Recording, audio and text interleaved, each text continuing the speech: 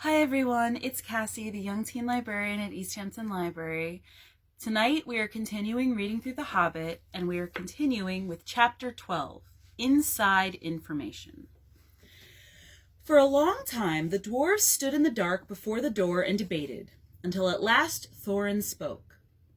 Now is the time for our esteemed Mr. Baggins, who has proved himself a good companion on our long road, and a hobbit full of courage and resource, far exceeding his size, and if I may say so, possessed of good luck far exceeding the usual allowance.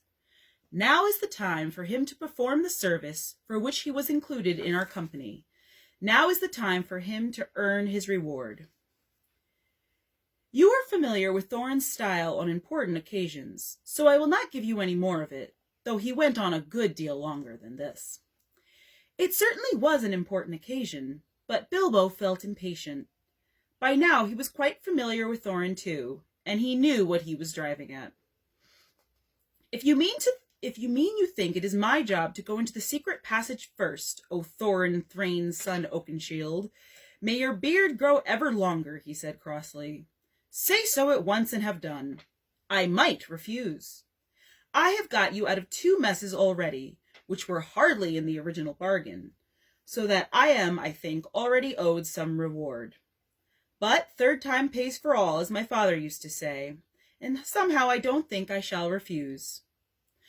Perhaps I have begun to trust my luck more than I used to in the old days. He meant last spring, before he left his own house, but it seems centuries ago. But anyway, I think I will go and have a peep at once and get it over. Now, who is coming with me? He did not expect a chorus of volunteers, so he was not disappointed.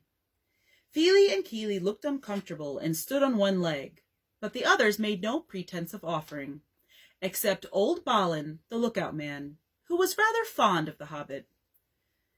He said he would come inside at least, and perhaps a bit of the way too, ready to call for help if necessary. The most that can be said for the dwarves is this. They intended to pay Bilbo really handsomely for his services. They had brought him to do a nasty job for them, and they did not mind the poor little fellow doing it if he would. But they would all have done their best to get him out of trouble, if he got into it, as they did in the case of the trolls at the beginning of their adventures, before they had any particular reasons for being grateful to him. There it is.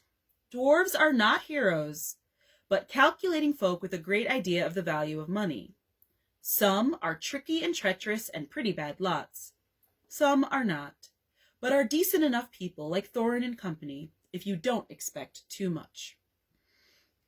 The stars were coming out behind him in a pale sky barred with black, when the hobbit crept through the enchanted door and stole into the mountain. It was far easier going than he expected. This was no goblin entrance, or rough wood elf's cave.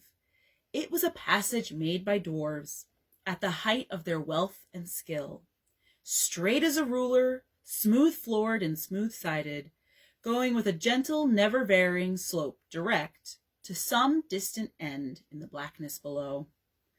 After a while, Balin bade Bilbo good luck, and stopped where he could still see the faint outline of the door, and by a trick of the echoes of the tunnel, heard the rustle of the whispering voices of the others just outside. Then the hobbit slipped on his ring, and warned by the echoes to take more than hobbit's care to make no sound, he crept noiselessly down, down, down into the dark. He was trembling with fear, but his little face was set and grim. Already he was a very different hobbit from the one that had run out without a pocket handkerchief from Bag End long ago. He had not had a pocket handkerchief for ages. He loosened his dagger in its sheath, tightened his belt, and went on. Now you were in for it at last, Bilbo Baggins, he said to himself. You went and put your foot right in it that night of the party, and now you've got to pull it out and pay for it. Dear me, what a fool I was, and am, said the least tookish part of him. I have absolutely no use for dragon-guarded treasures, and the whole lot could stay here forever. If only I could wake up and find this beastly tunnel was my own front hall at home. He did not wake up, of course, but went still on and on, till all sign of the door behind had faded away. He was altogether alone. Soon he thought it was beginning to feel warm. Is that a kind of glow I seem to see coming right ahead down there, he thought. It was. As he went forward, it grew and grew, till there was no doubt about it. It was a red light, steadily getting redder and redder. Also, it was now undoubtedly hot in the tunnel. Wisps of vapor floated up and past him, and he began to sweat. A sound, too, began to throb in his ears, a sort of bubbling, like the noise of a large pot galloping on the fire, mixed with the rumble as of a gigantic tomcat purring. This grew to the unmistakable gurgling noise of some vast animal snoring in its sleep down there in the red glow in front of him. It was at this point that Bilbo stopped. Going on from there was the bravest thing he ever did. The tremendous things that happened afterwards were as nothing compared to it. He fought the real battle in the tunnel alone, before he ever saw the vast danger that lay in wait. At any rate, after a short halt, go on he did, and you can picture him coming to the end of the tunnel, an opening of much the same size and shape as the door above. Through it peeps the hobbit's little head. Before him lies the great bottommost cellar or dungeon hall of the ancient dwarves, right at the mountain's root. It is almost dark, so that its vastness can only be dimly guessed, but rising from the near side of the rocky floor, there is a great glow, the glow of Smaug. There he lay, a vast red gold dragon, fast asleep. A thrumming came from his jaws and nostrils, and wisps of smoke, but his fires were low in slumber. Beneath him, under all his limbs and his huge coiled tail, and about him on all sides, stretching away across the unseen floors, lay countless piles of precious things, gold wrought and unwrought, gems and jewels, and silver red-stained in the ruddy light. Smaug lay, with wings folded like an immeasurable bat, turned partly on one side, so that the hobbit could see his underparts and his long pale belly crusted with gems and fragments of gold from his long lying on his costly bed. Behind him, where the walls were nearest, could dimly be seen coats of mail, helms and axes, swords and spears hanging. And there in rows stood great jars and vessels filled with a wealth that could not be guessed. To say that Bilbo's breath was taken away is no description at all. There are no words left to express his staggerment, since men changed the language that they learned of elves in the days when all the world was wonderful.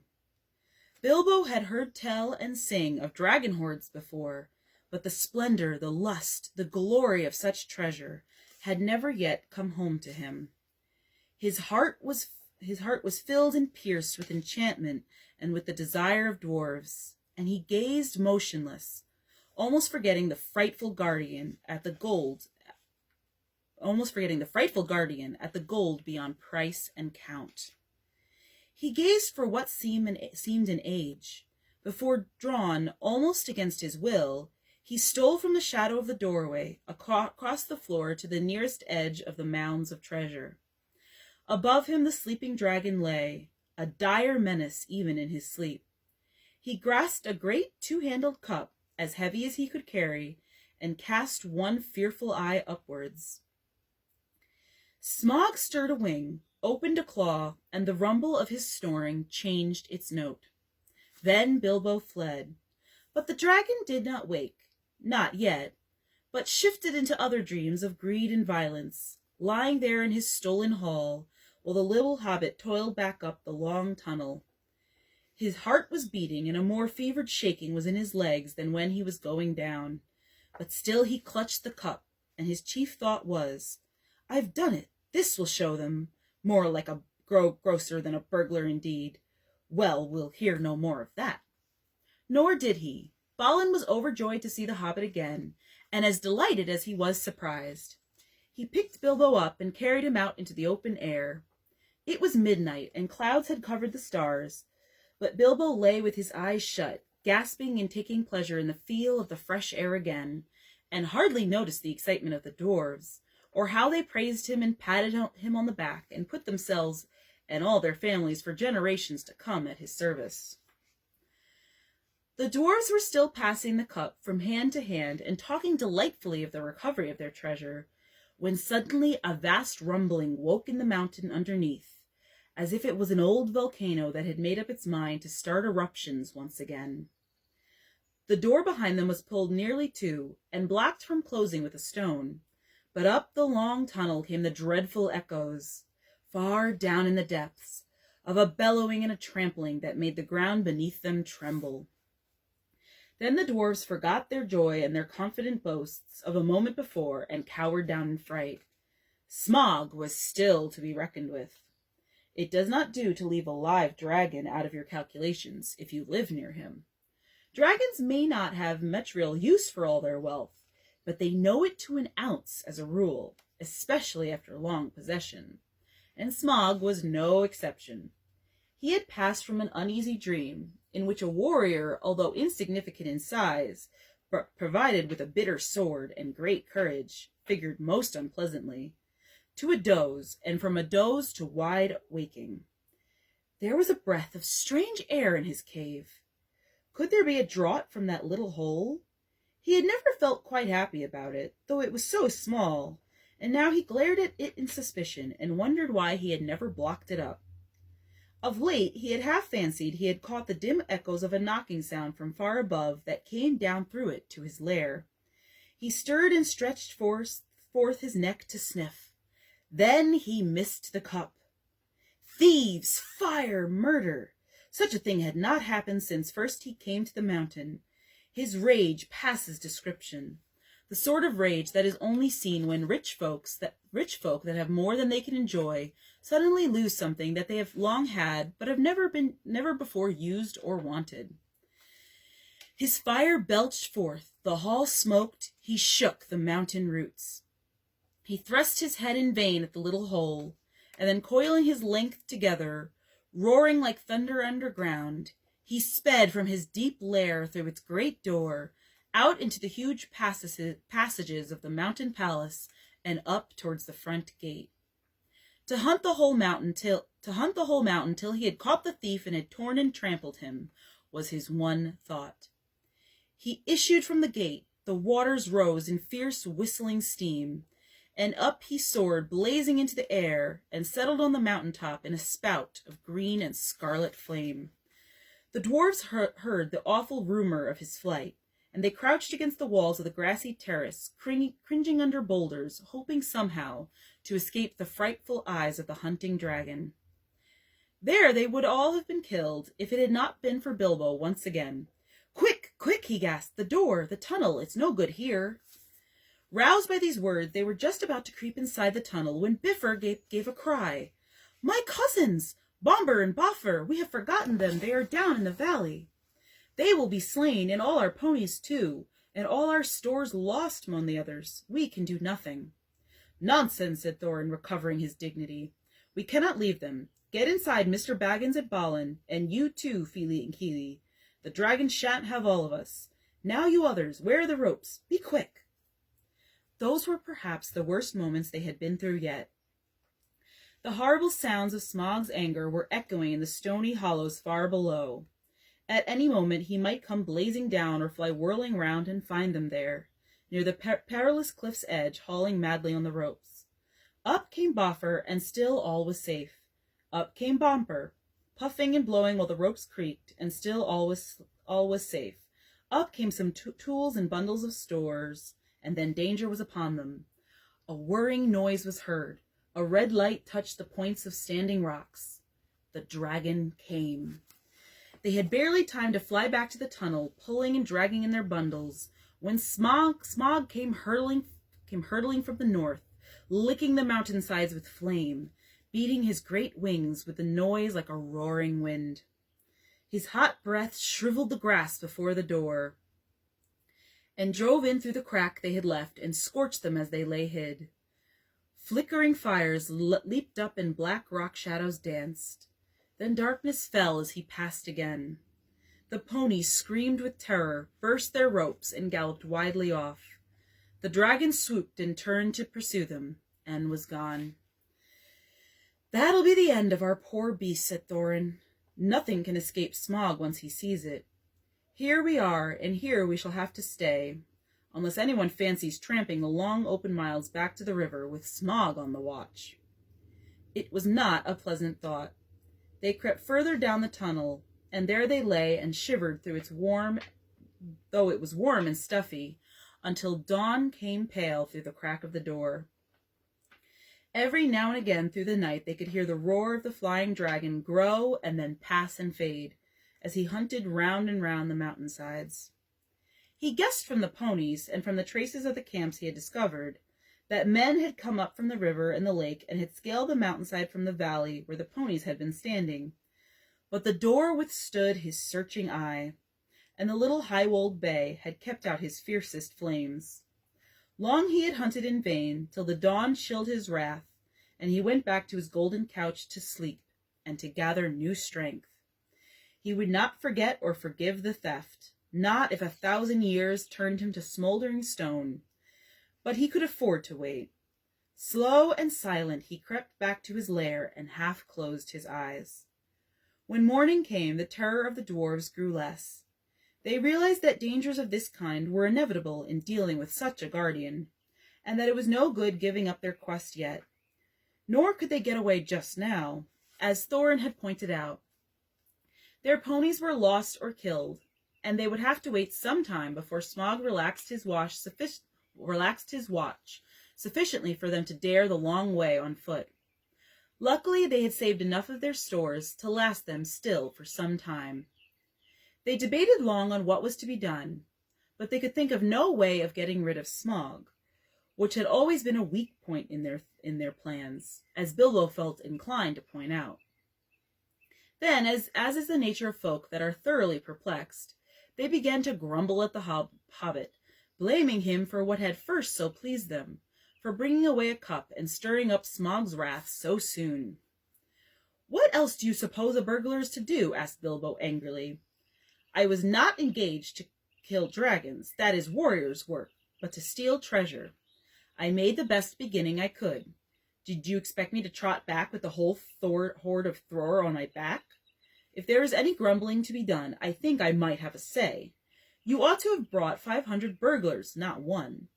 I am sure it reflects great credit on your grandfather, but you cannot pretend that you ever made the vast extent of his wealth clear to me. I should want hundreds of years to bring it all up, if I was 50 times as big, and Smaug as tame as a rabbit." After that, of course, the dwarves begged his pardon. "What then do you propose we should do, Mr. Baggins?" asked Thorin politely. "I have no idea at the moment, if you mean about removing the treasure. That obviously depends on some new turn of luck and the getting rid of Smaug. Getting rid of dragons is not at all in my line, but I will do my best to think about it. Personally, I have no hopes at all, and wish I was safe back at home. Never mind that for the moment. What are we to do now, today?